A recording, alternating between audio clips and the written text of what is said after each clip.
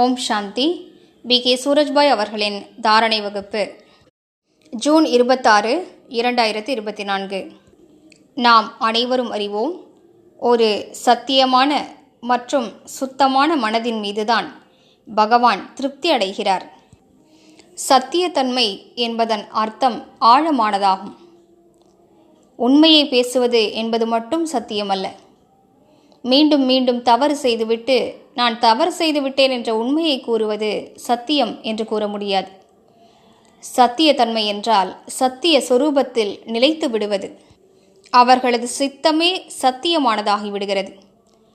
பொய் கூறுவதன் சம்ஸ்காரமே அவர்களிடம் இருக்க முடியாது. மேலும் சுத்தத்தன்மை, புத்தியின் சுத்தத்தன்மை, சுத்தமான புத்தியில்தான் விலை மதிக்க முடியாத இந்த ஞான ரத்தினங்கள் பதிய முடியும். ஒரு பாத்திரத்தில் அழுக்கு இருக்கும் என்றால் நாம் அதில் பாலை ஊற்றுவோமா? அந்த பால் கூட கெட்டு போய் விடுகிறது, வீணாகி விடுகிறது, பயனற்றதாகி விடுகிறது. அதுபோன்றுதான் ஞானம் கூட சுத்தமில்லாத புத்திக்கு பயனற்றதுதான். சுத்தமற்ற புத்தி வரங்களை கூட ஏற்றுக்கொள்வதில்லை, வெளியே தள்ளிவிடுகிறது.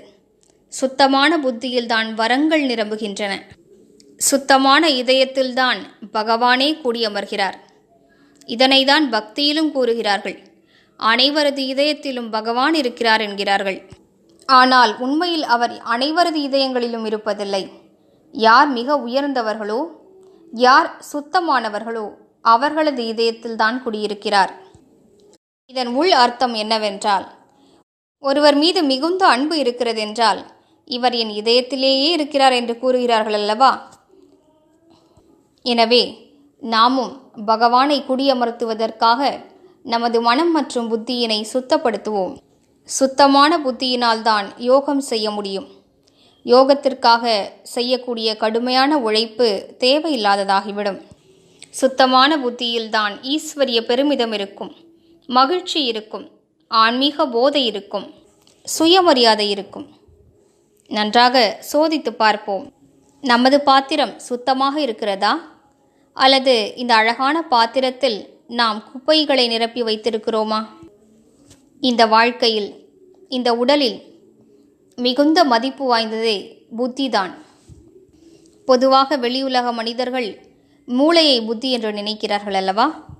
எனவே நமது மூளை அல்லது புத்திக்கு நாம் முக்கியத்துவம் கொடுக்கிறோமா? இதன் மகத்துவத்தை என்னவென்று கூறுவது? பகவான் கொடுத்திருக்கக்கூடிய விலை மதிக்க முடியாத பரிசு இது. உண்மையில் இதன் மகத்துவத்தை புரிந்திருக்கிறீர்கள் என்றால் அந்த புத்தியினை சுத்தமாக வையுங்கள். இதில் ஏன் குப்பைகளையும் அழுக்கையும் நிரப்ப வேண்டும்? இது அதற்காக இருக்கிறதா என்ன? புத்தி என்பது தங்க பாத்திரமாகும், வைரங்கள் பதித்த பாத்திரமாகும். இது நம்மை பாரசாக மாற்றக்கூடியது, மிகுந்த மதிப்பு வாய்ந்தவராக ஆக்கக்கூடியது. ஏனென்றால் இதில் விவேகத்தின் சக்தி இருக்கிறது. விவேகம்தானே மனதை கட்டுப்படுத்தக்கூடியது. புத்தியில் உயர்ந்த விவேகம் இருந்தால்தான் நமது மனதினை அது சரியாக வழிநடத்தும். அப்போது இந்த மனம் நமக்கு நல்ல நண்பனாகிவிடும். இந்த புத்தி நமக்கு புதிய வாழ்க்கையை கொடுக்கக்கூடியதாக இருக்கும். எனவே சோதனை செய்வோம். நம் புத்தியில் நாம் என்னவெல்லாம் நிரப்பி வைத்திருக்கிறோம்? பொறாமை, வெறுப்பு, உனது எனது என்பது போன்ற உணர்வுகள், நான் எனது, இப்படிப்பட்ட விஷயங்களை நிரப்பியிருக்கிறோமா?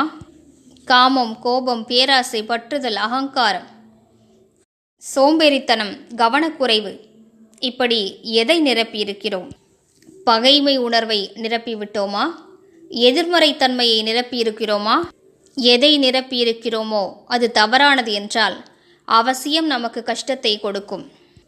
எப்படி ஒரு இடத்தை சுத்தம் செய்கிறோம், ஆனால் சிறிது அழுக்கு எங்கோ ஒட்டி கொண்டிருக்கிறது என்றால் அது அவசியம் துர்நாற்றத்தை பரப்பும் அல்லவா? எனவே வாருங்கள், புத்தியினை சுத்தப்படுத்துவோம். எவ்வாறு சுத்தப்படுத்துவது? நல்ல விஷயங்களால் நிரப்பிக்கொள்வோம். தவறான விஷயங்களை தவிர்ப்போம். தற்காலத்தில் மொபைல் என்பது பலரது புத்தியையும் குப்பையாக்கிவிட்டது. முக்கியமாக இளைஞர்களின் வாழ்வையே சீரழித்து கொண்டிருக்கிறது. எனவே தேவையில்லாத விஷயங்களையெல்லாம் மொபைலில் பார்த்து கொண்டிருப்பதை நிறுத்துவோம். மொபைல் பயன்பாட்டை குறைத்து கொள்வது மிகுந்த நன்மை பயக்கக்கூடியதாகும். இவ்வாறு நல்ல விஷயங்களை பழக்கப்படுத்தி கொண்டு புத்தியினை சுத்திகரிப்போமானால் பகவானே நம்மால் திருப்தி அடைவார். அவரது ஆசிர்வாதங்களால் நிரம்பி விடுவோம். ஓம் சாந்தி.